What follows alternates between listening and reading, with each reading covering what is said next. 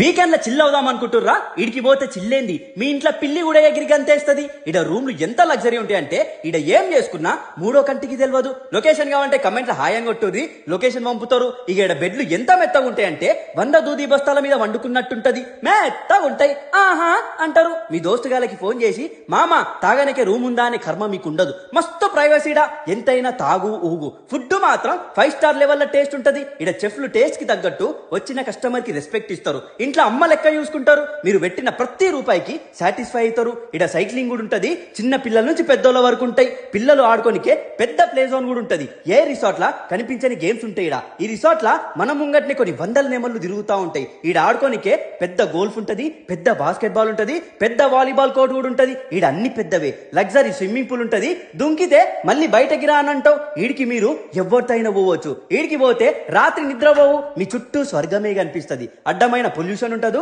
అడ్డమైన ఆలోచనలు గుర్తురావిడ. చుట్టూ మామిడి చెట్లుంటాయి. 1000 ఎకరాలంటే ఏ రేంజ్ లో ఉంటుందో ఎక్స్పెక్ట్ చేయొచ్చు మీరే. బేకార్ పంచాయతీలు పక్కన పెట్టి ఈడికి ఓరి ఎప్పుడు ఉంటామో ఎప్పుడు వీక్తామో తెలియదు. మస్తు చిల్లైతారు. ఈడ మొత్తం 45 గేమ్లు ఉంటాయి. ఈడ ప్రతి గేము అద్భుతమే. పోతే మామూలుగా ఎంజాయ్ చేయరు. మన పేరు చెప్తే మంచి డిస్కౌంట్ కూడా ఇస్తారు. ఈడ సంపమింగ్ ఒర్రి.